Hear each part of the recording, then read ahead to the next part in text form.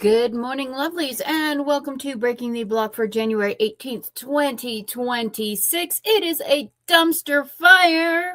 Woo, the world. So today we are going to talk about giving ourselves a little bit of grace. I am your host today, Mama Maggie Ward, independent author, stroke survivor, migraine overcomer, and one of the more prolific writers you've never heard of. I have bookies. Yes, please check out my Amazon page. I'll be throwing in my links, Saka's links, and Rachel's links in the next time. And now let Sako introduce herself, writer and artist extraordinaire. I am a writer and artist extraordinaire. I am Sako Toomey. I write horror under the name Cass Voight, and I am currently... I wear a lot of hats, I do a lot of things, and right now I'm working on a graphic novel about the zombie apocalypse. So, and I'm a little behind on that, so I think our topic today will help me motivate. I am totes for zombies and cats. How to become a crazy cat lady to survive the zombie apocalypse. Yes, I am totally in support of zombie novels. Awesome. And Rachel, the lovely Dragon Tasker writer with Dawn McClellan, who is in the chat. Hello. Okay, so here I am. Can you hear me? Yeah. We can hear I'm you. not seeing anything. Okay, cool. I'm not seeing any physical cues, so I was just like, oh, okay. Here I am. I do all the things. Right now, I am helping out with the Under 1K Subs Marathon that's coming up in February. And I am also getting done with book 5, the last book in the main series for the Dragon Tasker series. We are, 2/3 through that. Yes, 2/3 through it. And we also have all of our companion stories coming out soon. And we are just excited for 2026. We are so happy to get past the last year.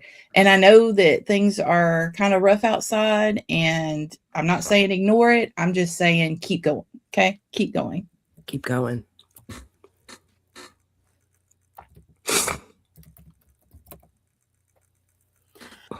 Okay, everything on my back. Oh, I keep getting blinkies.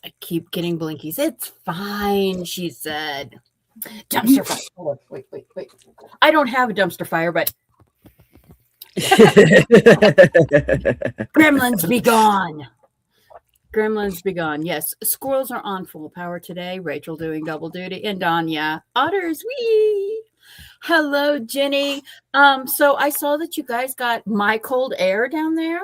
Did you get any snow? Did you get any snow? Colorado has decided we are going snow-free this winter. Yay for us. Interesting. Yes, the weather has been crazy. All right. So I worked on my a few weeks ago. Margaret Pernard recommended doing Morgan Lee's Give Yourself Grace Challenge, because 2026 was running around. There's a lot of people who Sako and I were talking before stream about Jumpstart January, about Restart January, about Mulligan January, because things just, they're not progressing as fast as we would like them to progress, and just, well, my goodness, what is wrong with the world today? It's insane. So the very first question that we have today, and is partly inspired by Morgan Lee's Giving Yourself Grace Challenge. What are the things overwhelming you in your writerly life versus beyond your writerly life right now?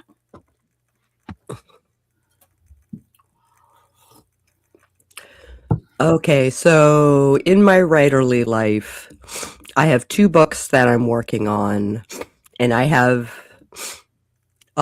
so one of them is the sequel to Flambeau, and we're just breaking into Act 2. There's no reason that I don't write this scene,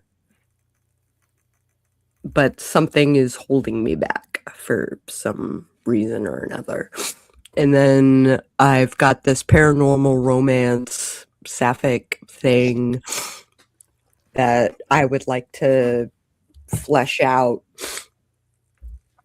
And I'm trying to pick, like, I have these subplots that I'd like to insert, and finding the places to insert has been a task. So it's just so I have to read a lot of my manuscript to figure out where the spots can go and what can be fleshed out and stuff like that. So I'm in revision mode with borrowed time. So that's a little. And then I've got, like, in the background, I've got this serial that I'm supposed to be writing and some short stories I'm supposed to be writing and RPGs that I write, and I write a lot. And writing for me, like the sapphic story is for me, right? And like I feel guilty sometimes working on it. Productivity guilt is like for real. So why do you think you feel guilty for writing on something that brings you so much joy?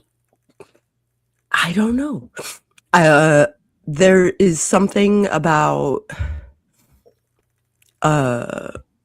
I mean, like, if you enjoy what you do for a living, you never work a day in your life, blah blah blah. But Bullshit.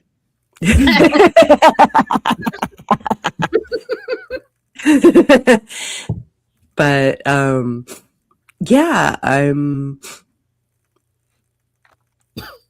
it's a matter of like time management over the week, and because I do all the things, there's only so many hours in the day, and self-care is part of the process, which I had to learn how to do. See, I feel that because OCD gold brain wants to do all the things and the things plus the things all at once and every moment of every day. But I have farm life and soon to be grandma life. And I want to write more now that I've gotten back to writing after years and years of just editing and formatting and publishing. The last half of last year, I got back to actually writing. And my brain was like, oh, I love it so much. And now it's like trying to focus back into editing OCD mind instead of crazy hummingbird muse word vomiting OCD mind. Right. Is a struggle for me. Jenny says, Writerly Live, trying to be more active on the social media while working on 2 books. Beyond that, what's going on in Minnesota? My friends are in St. Cloud, Twin Cities area. That's a lot of stress. It is a lot of stress. It's a lot of stress for people who don't even have family there. Yeah. I have friends there. Yeah, Cat Paw is, I'm waiting for the Lunar New Year, February 17th, fingers crossed. Yeah, things are spiraling right now. We used to talk about like 2020 and 2023 and 2024 and 5 being dumpster fires. Oh, the whole dump is on fire. It's not just the dumpsters. And it's hard to let yourself write when you feel like there is so much stuff going on that's so bad and so negative, and 2 senile presidents in a row, and now the world is burning in a way it's never burned, and are we going to invade a sovereign country for mineral rights? That sounds insane when you say it, but my daughter's in the Navy, and I'm like, please don't get shipped out. Please don't get shipped out. Please don't get, I am literally because and her job on the ships is like, if the ship gets hit, she's in the bottom levels of the ship. There's no way she's getting off that boat if it gets sunk. So, I'm not freaking out.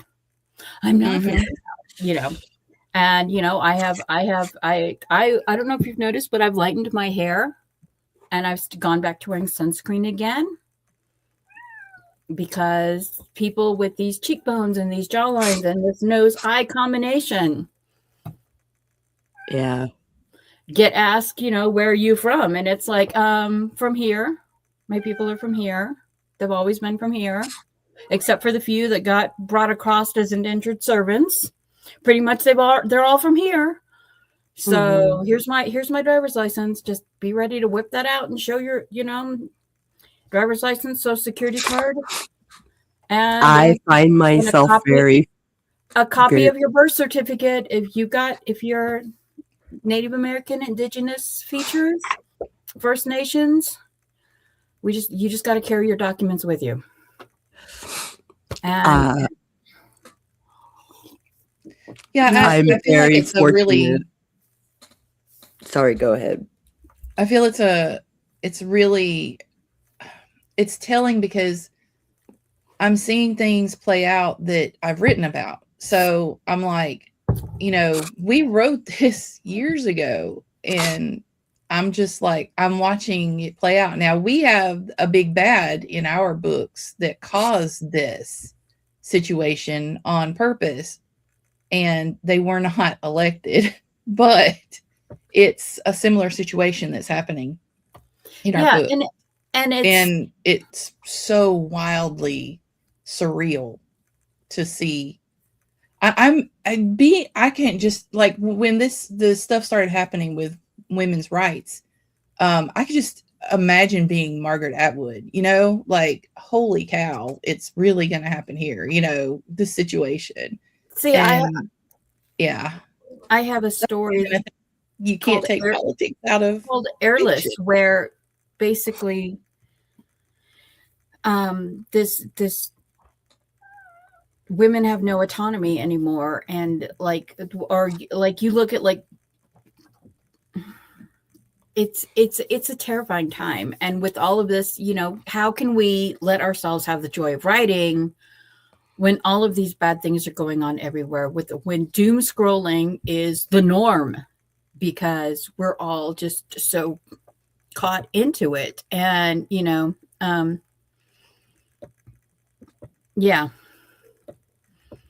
so there's people that I worry about, Morgan number one, but yeah, it's like, even with, like, my mini-me is traveling right now, and traveling to an area of the country that isn't friendly to people like him. So I'm just kind of like, dude, please be careful. Please be careful.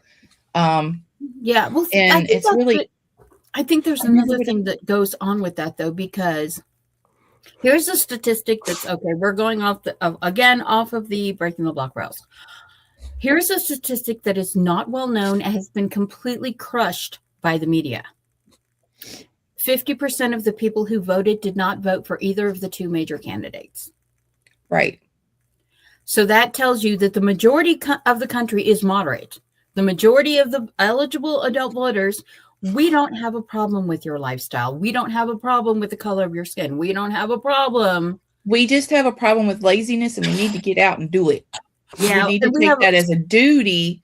We have a problem with the media polarizing everyone to the point that no one feels like they can trust anyone else anymore. And it's like, and as writers, we tend to write things that are realistically. This year I'm publishing the Servants of the Moon series, which is a werewolf religious political war. So that's going to be interesting. But all this stuff beyond writerly life is literally killing global creativity. So let's get back to. I have friends in Europe who are like, is your big boss guy really going to do something this stupid? And I'm like, no. Completely out of our control. Yeah. When somebody gets in power who has never been told no, or when they have been told no, they were able to punish whoever told them no throughout their entire life. This is what happens.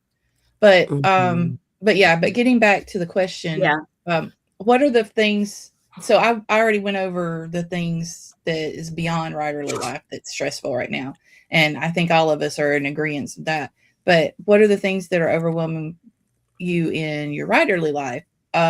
It's trying to keep up with all of the stuff that needs to go into it besides the writing, and also because we wrote all of this stuff so long ago, we're having to kind of update it.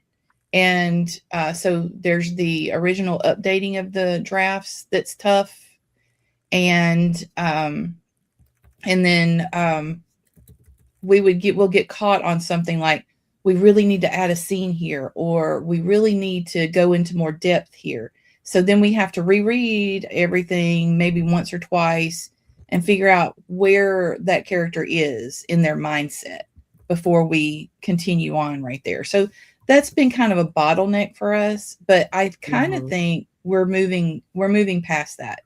I took January as a, hey, instead of, really getting into it like a lot of people are doing, I'm like, it's a month where we're just going to catch up. We're just going to take a month to catch up. Also, because in practical terms, we have our most appointments, medically speaking, and most of our birthdays and celebrations and stuff are right here at the beginning of the year. So it was just, let's just take January and not worry about, if we get stuff done, great, we get stuff done. But the main thing is just using it as a catch up and a planning month for the rest of the year. So that has helped out a lot. And I think that I'm going to take that plan of action and just keep going with it, because it really, really helped out this time. Yeah. Going from Acorn December to Jumpstart January has kind of helped me this year. I pushed the 85K 90 back to March 1st. So it starts after the For the Love of Words Write-a-thon that is being hosted by Kat Leo for the month of February. Right. So yeah, February is going to be a busy month. January has just been this trying to ease into the next world and not be overwhelmed sort of a thing. All right. So then we have question number 2, imposter syndrome, especially when we want to keep up with all the successful authors out there. What do you do when you feel like you're failing to keep up with the author Joneses, or with like BranSan and his like, I got my Kickstarter funded in 15 seconds. I did the media and got, my new book sold 10,000 copies the first month. I had a friend who was following a marketing program, paying for marketing. She's posting her journey on Inkit real time for the last year. She's been marketing for months, and she sold less than a dozen copies her first month. Oh, wow. Even though she's a romantasy writer, she did everything right, everything that you're supposed to do to hit all the trends, get all the things, get everything out there. And she's like, had the launch and nothing happened. And it's like, we have to understand that everything that's going on in the world right now is like dragging people away from reading books, from writing books, from it's. I have something to say about this part. Yeah, so it's like, me, you all know me. I do the marketing because it's expected, but I'm like, I don't care if I write my books for my children and my besties, and as long as they get to read it, I don't care. Because writing is how I stay sane, fighting the war against the migraines and the post-stroke symptoms. So, yeah. I saw that. I was like, it's still not letting me do it. So I'm over here on YouTube. It was like, hey, you can log in. And I was like, okay, I'll log in. Yeah, you can also share stream to your own channel. I cannot. you can share. If you log in, you can share my stream to your channel. But Not at this stage. you have to do it No. at the beginning. I discovered that I was able when I was doing the thing with Jared and the Right Now community at the end of the year, that I was able to jump in midstream and start sharing because it was a 6-hour stream, and I was able to share the last hour of the stream. And And it's only on paid accounts. The ability to stream elsewhere by your co-hosts. Interesting. Okay.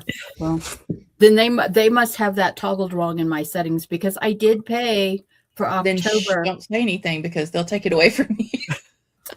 Yeah, no, I can't afford it every, and I've told them I can't afford it every month of the year, but there are months when I do a bunch of extra streaming that I need it. And then there's months where the migraine says, you're not streaming at all this month. Screw you and your brain. And that's when I really feel like I'm an imposter, because my brain literally goes, yeah, no, you're not doing this month. Cat Paw says, it feels like I've been cut off from my imagination. It's grief and depression. I don't want to do anything, even things I enjoy. That's my warning sign to myself. Ditto. Time to back up. Mm-hmm. Yeah. Ditto.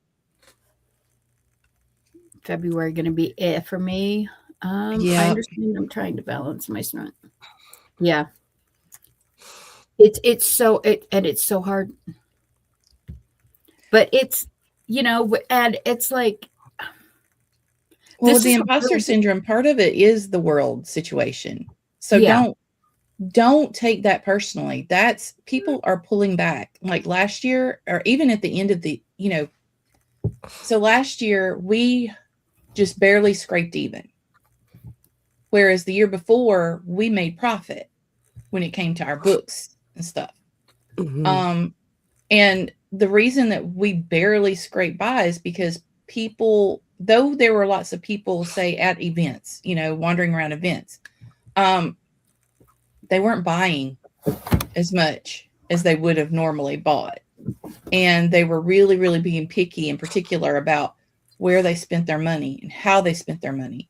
And for good reason. Things are kind of up in the air. And then you've got, on top of that, where we're concerned, things are going up in price. Our print copies are going up in price. Special editions usually have to come from being shipped from another country, and look what they've done to that. So don't be too hard. People shouldn't be too hard on themselves when it comes to sales right now. I think it's more of a case of we need to just tread water, and at least this is my opinion. You can have a different opinion, but what we're doing is treading water. We're going to local events. We're getting in touch with local bookstores, local coffee shops, local breweries, local wineries, and seeing about if they're willing to have an event for signing, seeing if we can gather more than one author. And there's also book boutiques that are popping up here and there and everywhere that are doing the same thing, that are helping out with that. And we're trying to get in touch with them so that we can get on their event list and we can be part of these events where they pop up. And I find that being in front of somebody and talking to them excitedly about my book series is so much of a better seller than anything that I do online. So keep in mind that, number one, it's the market. So it's not just, so don't think it's you in particular, especially if you've put the work and effort into it, dude. It's probably partly the market. It's also partly the possibly that you're focusing on digital sales when you should be focusing on event sales, or just kind of switch around. Some people are doing really great with direct sales. Some people do really great with digital sales in other platforms. Some people do really great at events. My thing is events. I hate peopling, but you know what? An event is what I make the money at. And actually, I get excited about my books more because I can talk to people about my characters. And I love that part. So, Just think, just remember, it may not be you. Yeah, Jen says, yeah, this week is going to be a reset for me. I need to reevaluate my goals, and I want to do what I want to do and what I want to do. Or I think she means what I want to do and what I can do. I think that my mental health, the way it is right now, I need to do less. I understand that. And like, same here. I know I can't keep up with anything. I do good keeping my head above water. James says they were using the events to escape and going out and get about. Spending money was not on the top of their mind, and that's true. Like this year, I made $190 for my virtual sales. I sent out over 400 books. Sold over 400 books this year. The majority of those were 99-cent sales. And I used for several of my books, I ended up using all of the freebie days. I did a whole series with 3 freebie days at a time for an entire month to get traction, which sold other books in the series for 99 cents as people were buying the freebie books. And, creative marketing right now. But on the imp really got to me. I crashed, like I said in my comment, I crashed into the imp head first because all but one of my bookshop sales opportunities fell through this year. I have $400 worth of print books that I ended up just giving out as presents. I sent out a few through my Ko-fi as people wanted signed copies. And my daughter wanted signed copies for some of her friends. And so she gave me the $6 for printing the book.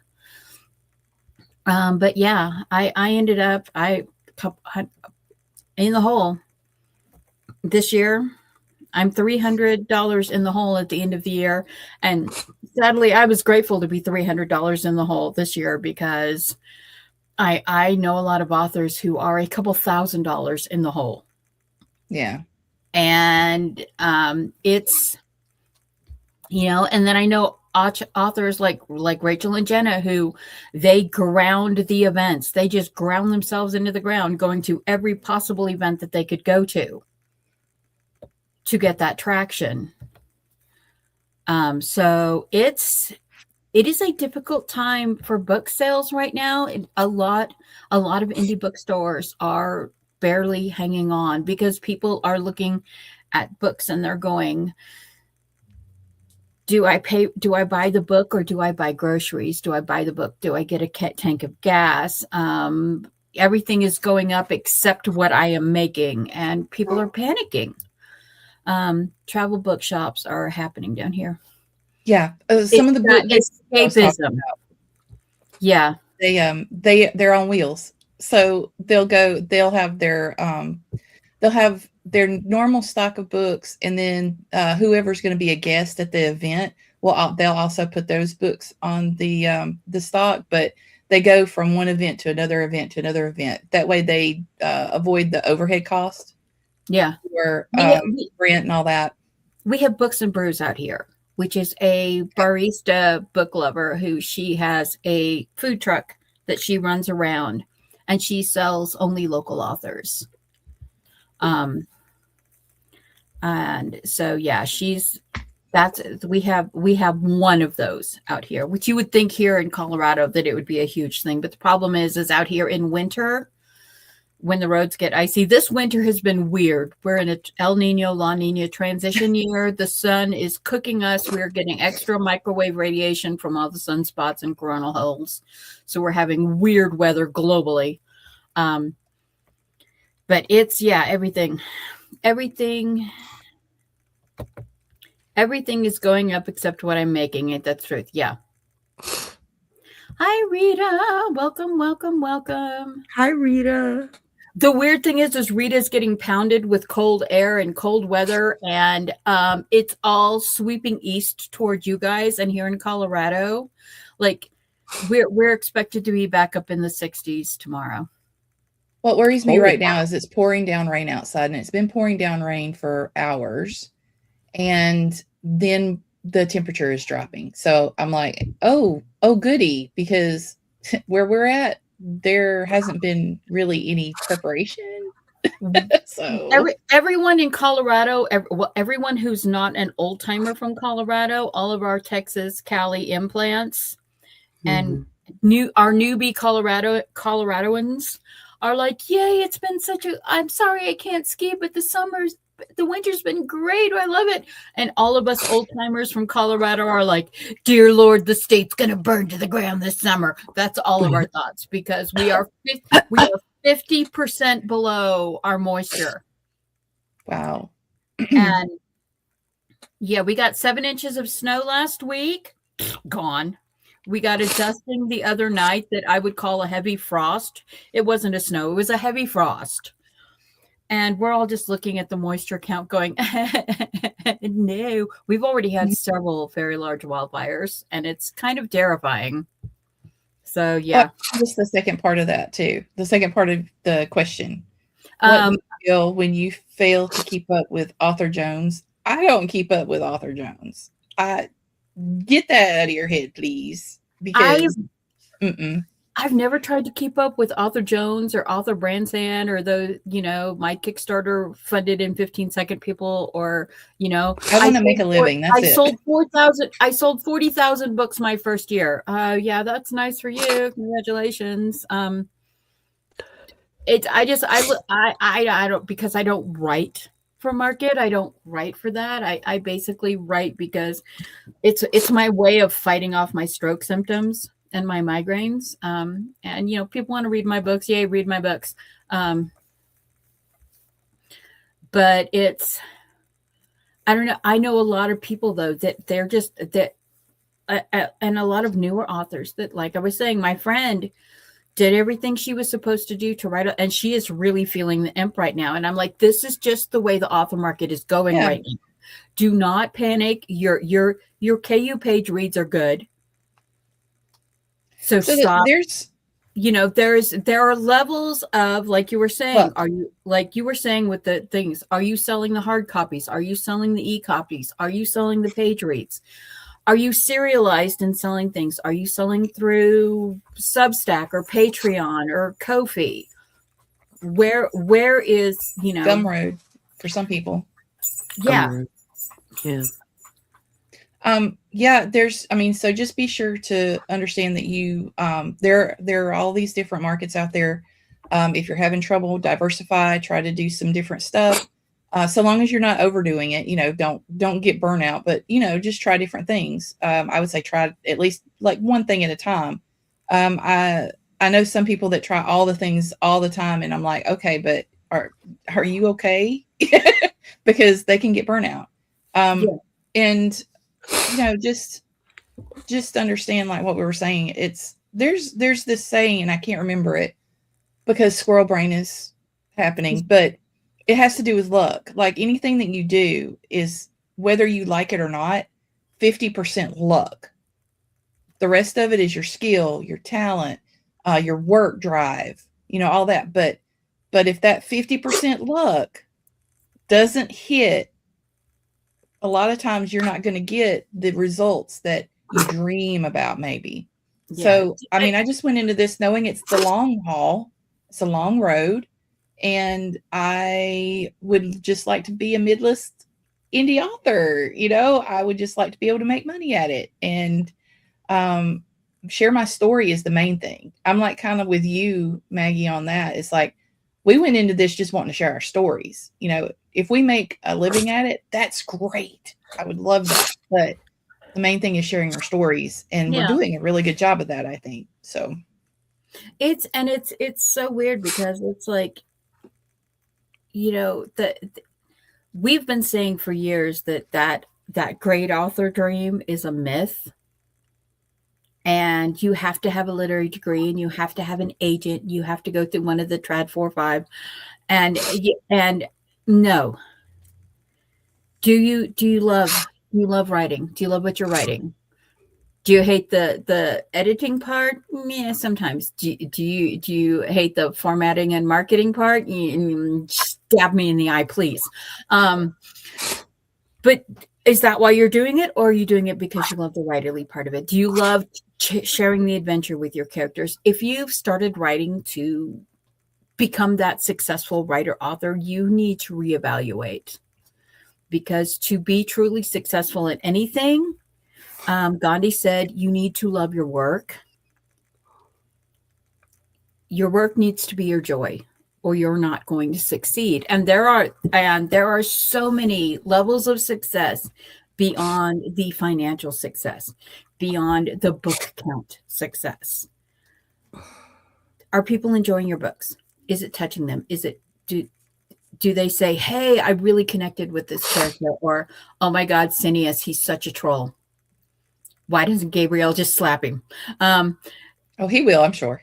I'm sure he will eventually. But you know, and it gives it writing is about what do you love? Because if you haven't read Flambeau, please read. Oh my, I love Flambeau, and it's just like that whole deep South feel of Nolans. You're Love it. Amazing, and it's the escape. Well, LA, but yeah, it's if you think you're just gonna, and there's all these marketing programs, sell books and make money, learn how to write books and make money, use AI to write books and sell products on Amazon, sell books on Amazon. Do not go down there.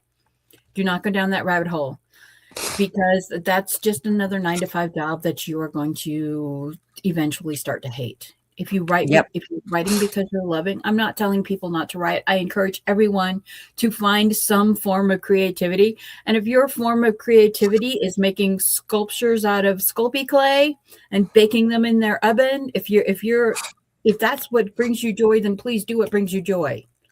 Kat Leo, who is hosting the For the Love of Words, amazing writer. She's working on 2 different series right now, but right now she's on a thing where my creative joy comes from hooking. And by that, I mean crocheting. No other kind of hooking is implied here. She is a crocheter. She loves yarn crafts. And so that's what she's doing to bring her joy. So yes, please find the creativity that brings you joy. I write what I want to see in the world, right? So, and I do it for my own enjoyment. It's a hobby for me. I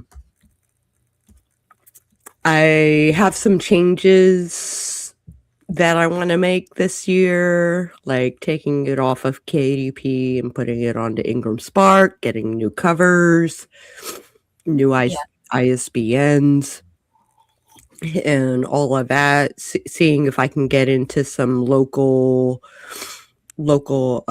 booksellers that support indie authors.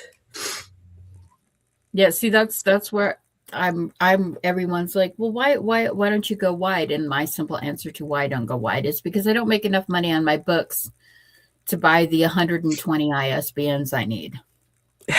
Yeah. Because people don't realize you need one for the print, one for the E, one for the hardcover.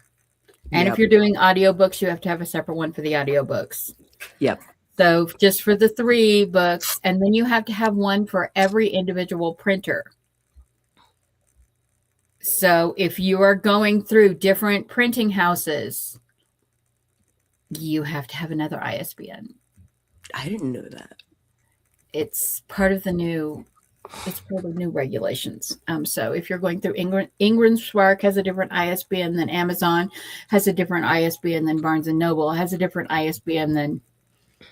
That's the reason I use one with the main distributor that is mine, and then the offshoots like Amazon, Apple, and Barnes and Noble. I use their provided ISBNs because that's just too much money, Yeah, But the main distributor, I want it to be my ISBN because that's going everywhere. People are ordering it wholesale for their places and things like that. So that's how I do it.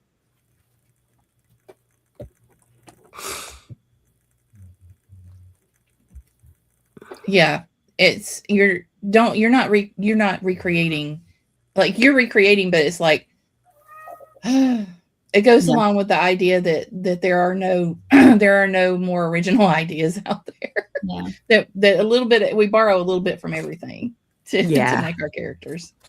Yeah. So don't stress. Yeah. Sumi, try to find a writers group around you, or like we live in all three of us live in very different parts of the country. I live 27 hours from both of them, and they live 6 hours from each other. If you have no one around you to help with your writing journey, please, you can find the an internet is great. It's AuthorTube, any of the AuthorTubers in their chats. That's how I found a lot of my friends, including these two. So it's kind of like, just look around AuthorTube, look around any author communities that you find online if you don't have anybody right near you. Dawn and I met on collaborative writing boards. We were doing some spicy stuff on basically Anita Blake based or Dungeons and Dragons based stuff, and then we wound up in fan fiction groups. I dragged her into the fan fiction group because she wasn't into Marvel, but I was. But she loves X-23, Laura, so she writes that character very well in a fan fiction sort of way. And she lives in Texas and I live on the East Coast. If that gives you, she can tell you exactly how long it took her to get here when she came for the Renaissance Festival. So yeah, we've been around for years now with each other, raised kids cross country with each other. Sako and I met through back 8-9 years ago when Charlie and Kara were streaming, and we were both stream hopping between those, and Tamara Woods and Alexa Dunn, and like year before the Great Pandemic, we met. 2018, I think, is when I joined AuthorTube, and I was in there like a year before that, and yeah. So yeah, it's, if you don't have anyone around you as part of a writing community, you can have a virtual community, and they have proven psychologically that having internet friends has the same psychological boost as having face-to-face friends. Yep. Margaret said, I had a crazy dream that is making me think I should go backwards to simplify my writing approach. Maybe. Curious about the crazy dream, though. Dawn says, I have way too many projects, and that is my ADHD with my OCD with a touch of psycho has made me all over the place at the same time. Yeah, when my otters are on crack. Yeah, I feel that. No, oh yeah. They're getting away with paying less, by the way. The big trad houses can literally get the ISBNs for pennies compared to what we pay for them. Mm-hmm. Yeah.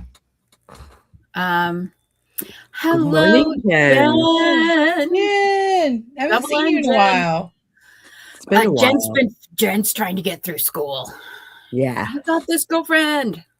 Yeah, we know.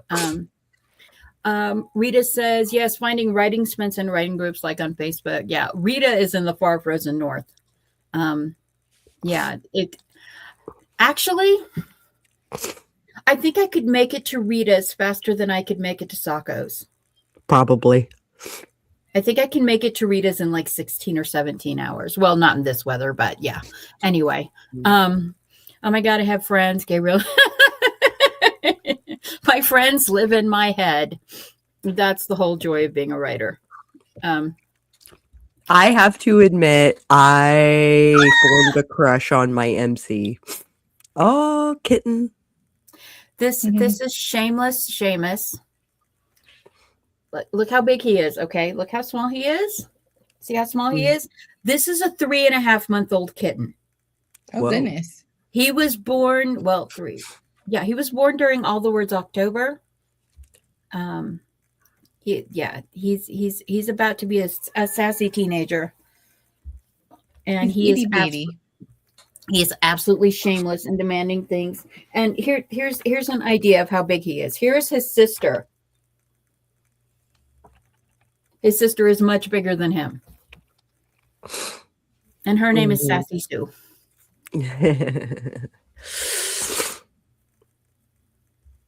And these are Shiley's kittens. She snuck out and got pregnant without me knowing it, so I had to cancel her get fixed appointment. And now she has another get fixed appointment. Yes, she does. She's a hussy. My clingy feral. Okay, the virtual community is helpful for a lot of people, and it also keeps us sane because we don't have a lot of people that we can talk to around here. I have a server with an inner circle role called the regulars, and whenever I and like there are levels to social like relationships. So there are 4 types of friends.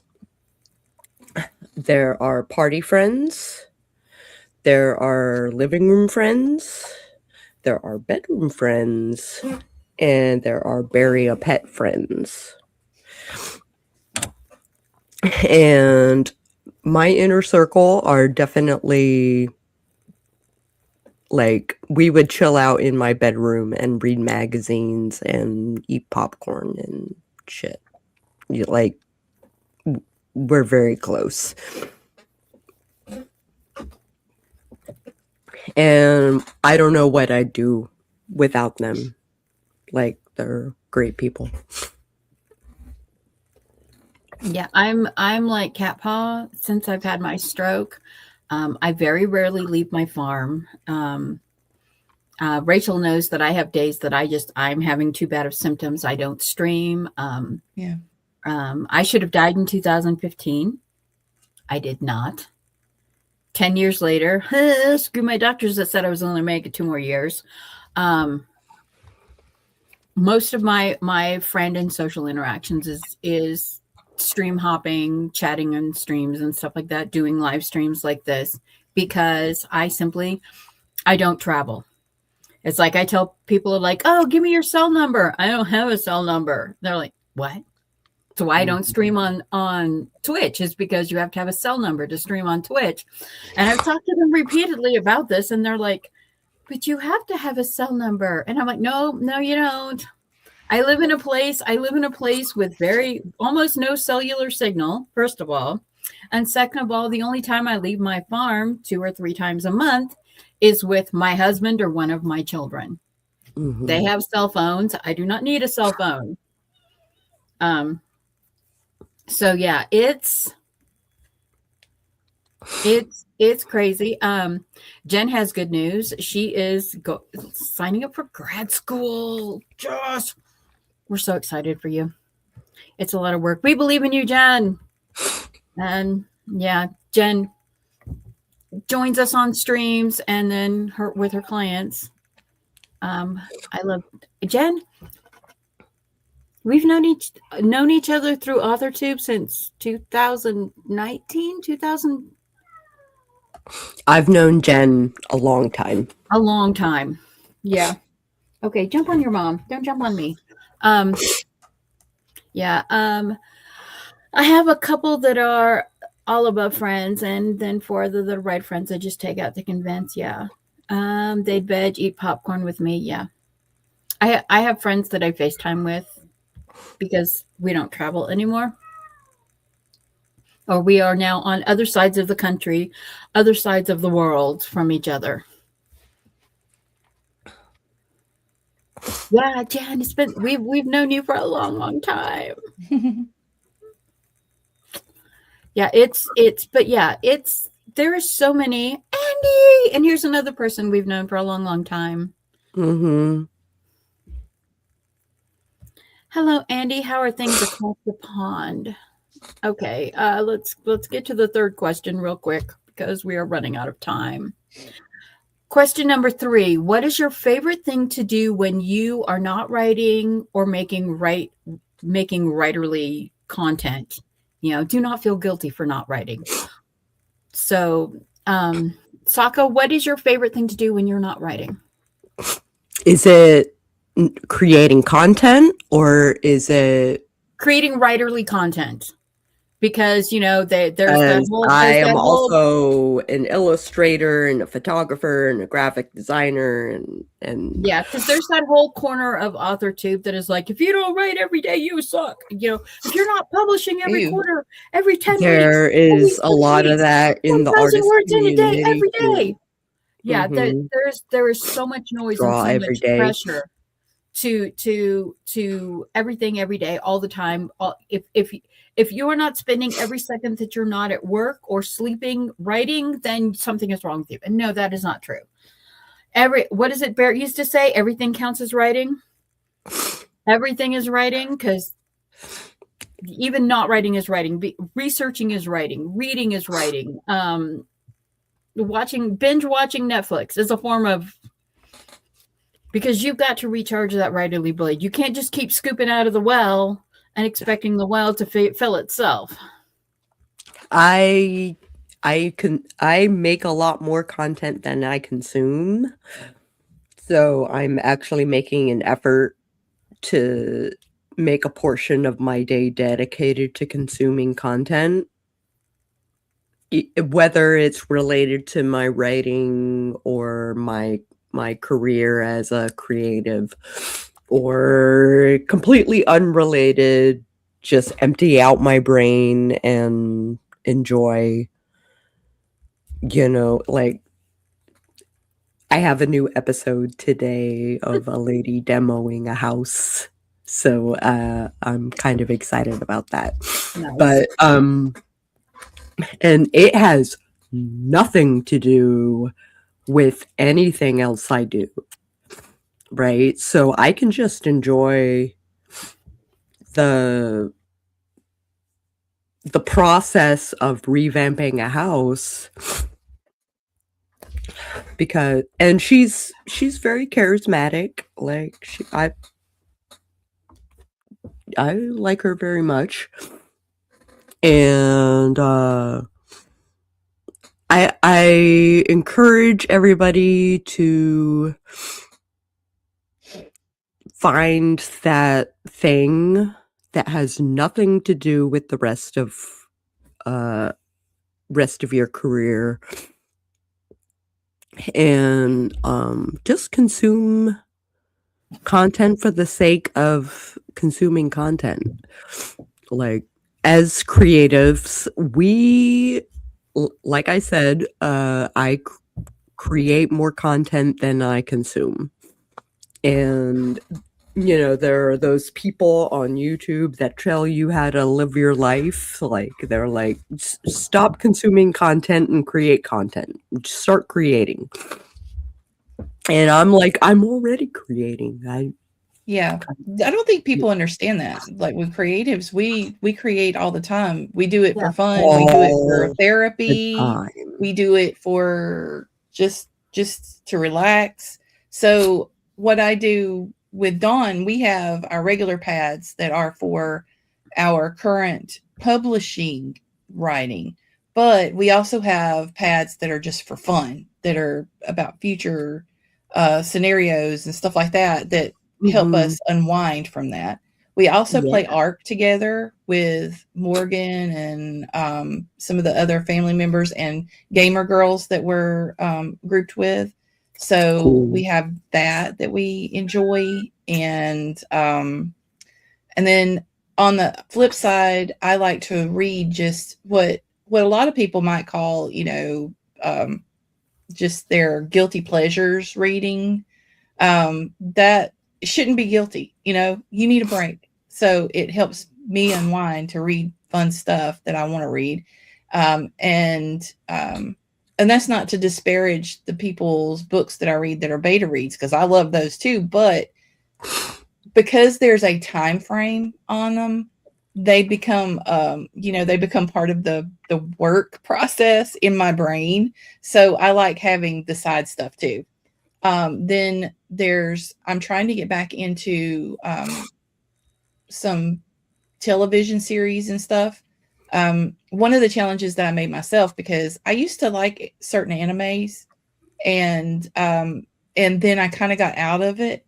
And so the Hubs is introducing me to the ones that he thinks I like. We actually made it through the first season of Solo Leveling last night. So what we do is we're setting aside Saturdays. Saturdays are the days that we can go out and do stuff together, and we can go and do this binge watching of anime. And so that's part of it. I also want to, since he's doing that part, to reintroduce me to anime. I may be dragging him into finishing up the Witcher series and finishing up Stranger Things, because so having series that you're invested in, like sometimes if you're so my creativity dominates my life, and I don't typically have time to watch TV or movies or anything like that. I have to give myself an excuse. I have to work it into my schedule. That's what I had to do. Saturdays, that's it.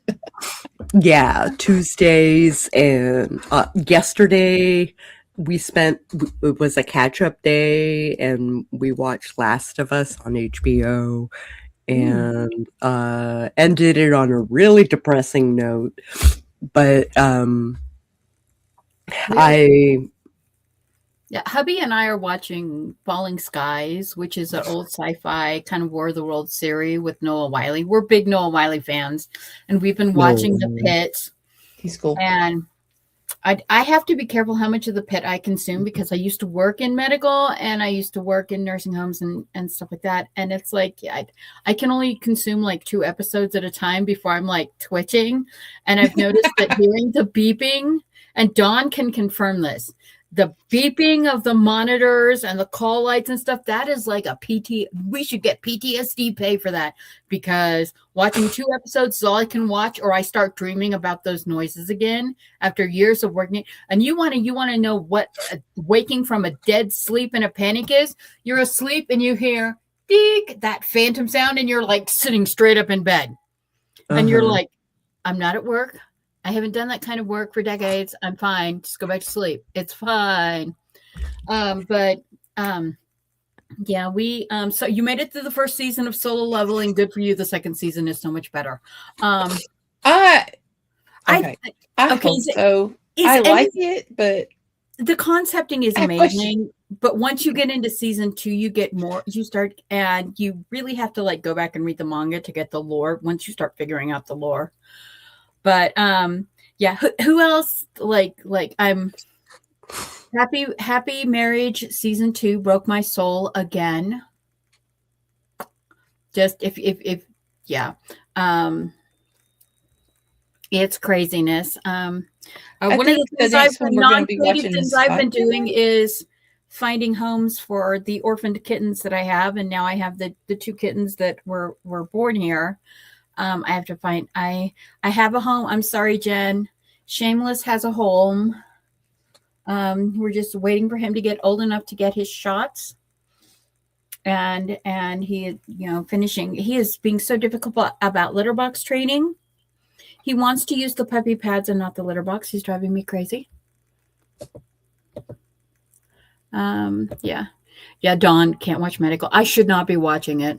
But we're currently watching Falling Skies, and I'm working through Supernatural because I'd never watched it. And I'm finding that it's a lot like Arrow, where it's the same storyline almost every episode. And people keep saying there's a template. It gets better in the later seasons, but I'm like, okay, I've skipped out of like parts of season 1 and parts of season 2, and I'm like, it's still the same story every episode. Okay. Yeah. So, yeah, I'm waiting.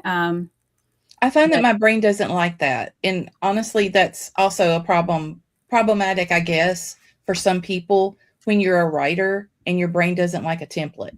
Like I go with what the characters are telling me, the story. And then I'm like, okay, well, I have a I lot of can't put people that. that are like, and I've been seeing these memes around and I have to laugh about them because it happens. People pushing One Piece like it's a drug. One And Piece is like I from when I was in high school. I Like, don't like that style of anime, that really liney style of anime. I grew up in the 70s and 80s. I'm used to the beautiful anime.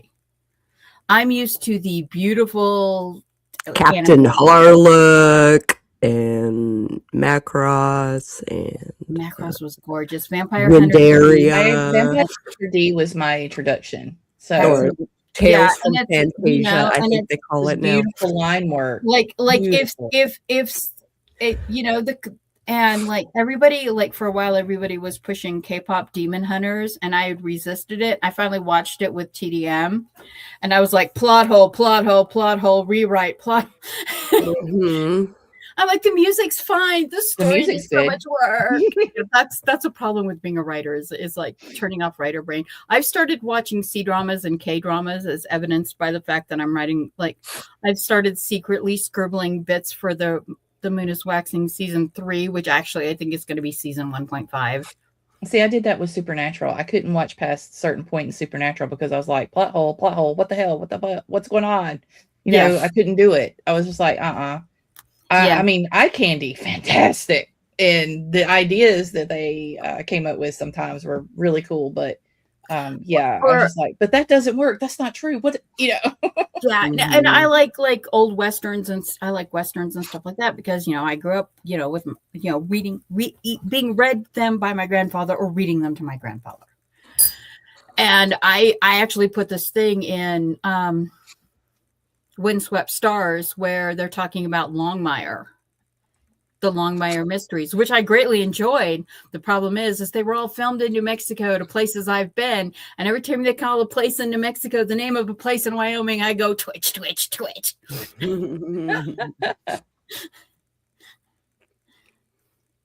So yeah, it's a lot. It's, don't feel guilty. Like rehoming kittens is something that I do for not writing.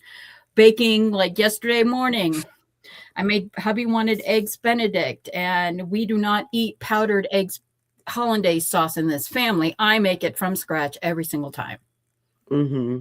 Does it take a half an hour to make a decent hollandaise sauce because you have to do it so slowly? Yes, it does. Is it worth it? Totes worth it. So yeah, don't feel guilty for like taking time to do other things by not writing. I'm crocheting right now. I'm crocheting baby clothes because we found out this week it's a girl. Yay.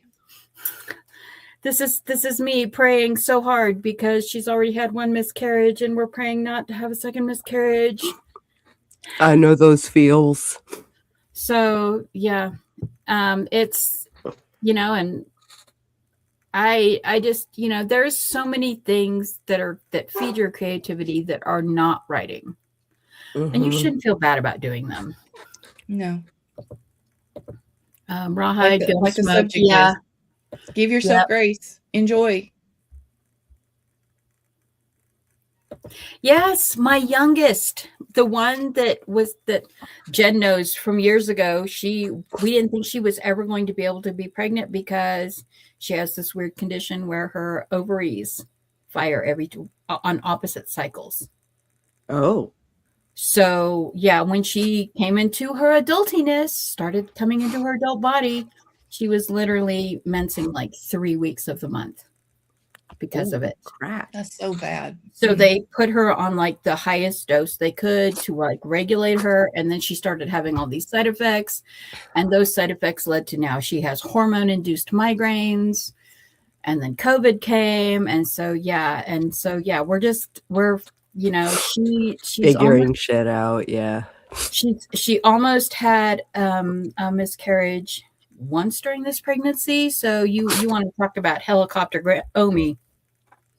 Mm-hmm. It's like the phone stopped. Our landline phone that we've had for like 15 years stopped working. The ringer now is this very soft sound. It's like not a normal sound. And it was like we discovered it's like we are going to town. We are getting a new phone. She has to be able to call me. Yeah. Because I have, if I have to go over there, I have to go over there like right away. So So right now, the whole planning for the Omi life, prayers and good intentions, please, from everyone. And I will have all the woo-woos. All the woo-woos, and I will have a little granddaughter.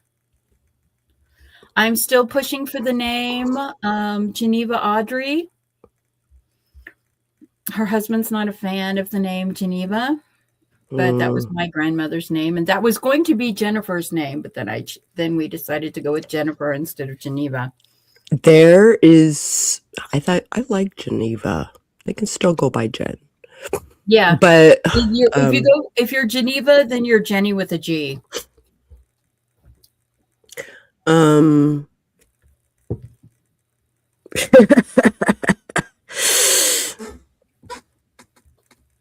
Yeah, I love the greater generation names. Like, I had a great aunt named Osha, like ocean without the N. I have a cousin Ouisa, and it's Ouisa. Mm-hmm. And then Nora and Dora and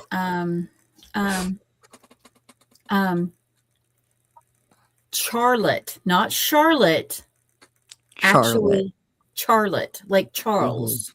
Mm-hmm.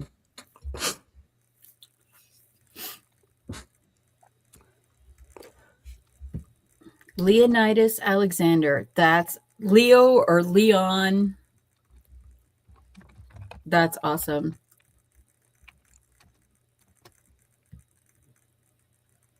Oh, thank you for sharing that. Yes, we have.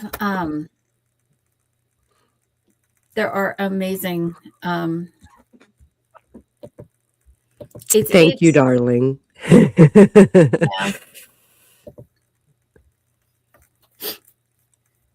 Yeah, my daughter wasn't planning at all in this point, but she's 21 and in college. We'll see whatever she chooses. Thank you. Yeah, they weren't planning on another pregnancy either, but it came, so we're doing what they can. They're going to call him Leo. Leo is making her want yeast rolls, and sorry about that. She's blaming him for everything. I am having to cook and take meals over like 3 or 4 times a week because she has had a big morning, noon, and night sickness, and nothing is helping. She was getting IVs, but we now have super flu in Colorado, so they're like no in-person visits for pregnant women. But the IVs weren't helping. The nausea medicine's not helping. The injections, the tablets, the patch is not helping. Mint tea and soda crackers are barely helping. But anytime she smells even the whiff of anything raw, like raw meat or raw onions or anything, she's like, nope. So I'm cooking and carrying. She's like, she says she can even smell raw eggs, which blows my mind. I can smell raw eggs. They have a scent. They do have a scent, but it's such a mild scent. I would not think that would be a nausea trigger, but yeah. It makes sense to me. Yeah. Yeah, so yeah, which it makes her husband happy because he's like super happy that he's like, ooh, pancakes from Omi. Yeah. Mm-hmm. He's living his best life because he is living his best life because he's like, yeah, because I'll deliver pancakes and waffles like once a week, and he just like eats throughout the week. So Yeah. I'm right. My biggest thing is I hope she doesn't have morning sickness like I had with my first one, where I still had morning sickness a month after I gave birth. Hope not. So sorry, sidetrack. I had hijacked it because I'm going to be an Omi and I'm so happy. My father had to cook everything at 3 a.m. and air out the house every day for me. Well, do we have anything else to cover? Did we have any questions? No, that was just Back on track. I'm working. I think I'm working on the Give Yourself Grace tag, and I just wanted to get out there because there are so many people that are struggling right now, and they're feeling like I can't get anything going in January, or my plans in January are slogging down, or the world is such a trash fire. Why even bother? Give yourself some grace. Yes. And December was a lot. November was a lot. So, like, if you're an introvert or anything like that, I recommend using January as a reset. Yep. Yeah. Just do your plans. Just, you know, if it's fun, yay. But if not, that's do a fine. check-in. Do a check-in. But like, okay, so I have this 5-minute rule. I will do something I don't want to do for 5 minutes. And then if I do it longer than 5 minutes, great. If I peter out at the end of 5 minutes, at least I put in my 5 minutes. Yeah. Yeah. You know, so it's just a way to check in with the project. And like, while I don't write every day, I do try to check in every day, so it's still fresh on my mind. Though I've been taking a lot of days like off, or I'll have like a medical day where I don't have time to work on my creative projects. I'm in appointments all day. So I'm kind of like, my winter is going to be full of medical stuff. Yeah. And I can't count on work on those days. I can't. Yeah. And the thing is, like Catpaw was talking about earlier, she's in a place where she's extremely stressed and extremely depressed, and she has no motivation. And it is fine to be in that place. You know, if you aren't able to write, you shouldn't force yourself into doing something that is going to make you even more miserable. Hang out, chat, listen to the comments, watch some films, go for a walk, sit under a tree. Do, you know, just know that you're not, first of all, you're not alone in this, because everybody here has medical issues like you do. Everybody here suffers from depression and the struggle of chronic medical issues. And, you know, we love you and we understand, Liz. We understand where you are at right now because we've all been there too. So please just come and hang out with us, and you know, don't feel pressured to work on your book if you're not feeling it, because self-care is one of the most important things you can do as a writer with chronic illness. And, you know, we are not all Thoreau. We are not all living in a cabin in the woods with mom and 2 maids to feed us and take care of us and do us so we can write the great American novel. Screw that shit. And I said the S word. Yes, I did. Put the poop emojis in the chat if you agree that that's a BS thing. Yeah. Keep in mind that when it comes to trying to compare yourself to other authors too that are out there, you don't know what their life situation is behind the curtain. So keep that in mind.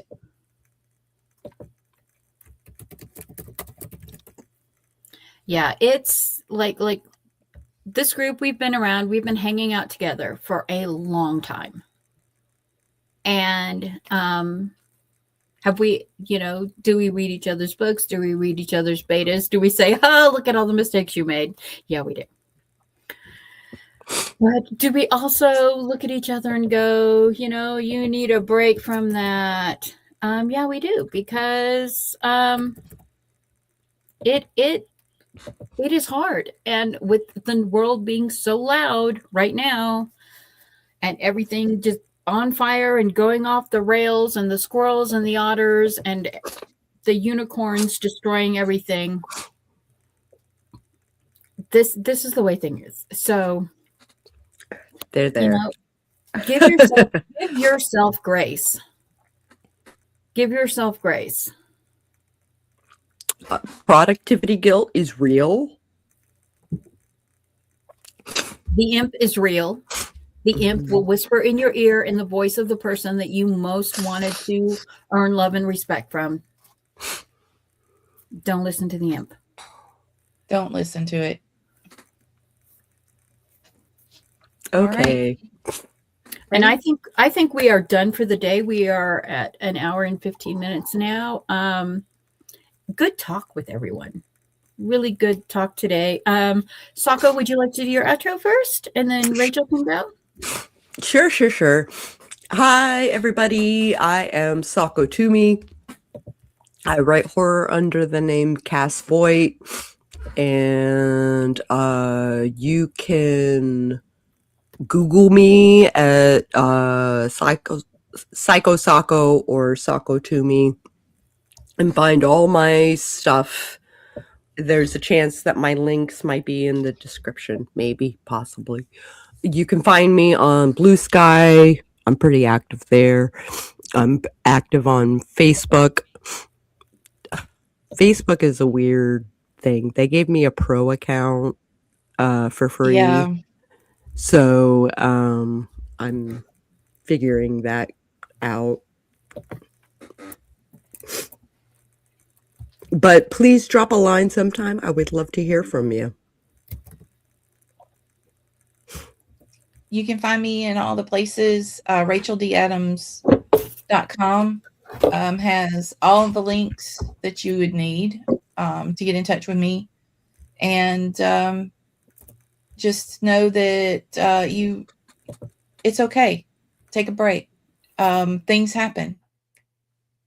You got to just roll with it sometimes. And you shouldn't feel guilty about that at all. If you want to or have the time, I am on Aggressively Helpful Writing Advice in Substack. And I put articles and features out whenever I feel the necessity to do so, or when I have something to teach or share with you guys as authors and writers. And there you go. And Devin came in. Hi, Devin. We're sorry. We're just finishing. We did a stream on talking about giving ourselves grace, and how much of a struggle it is in the dumpster fire. So yeah. Mm-hmm. I am your host today, Mama Maggie Ward, independent author, stroke survivor, migraine overcomer, and one of the more prolific writers you've never heard of. I am hosting in place of writer Sam Wicker, who is out sick today. Our prayers for her that she will recover quickly. And we just, there are more kinds of creativity than putting words on pages, than typing at your laptop. And you should not feel guilty for doing any of them. Remember, give yourself grace. Be happy, be blessed, and we will see you next time.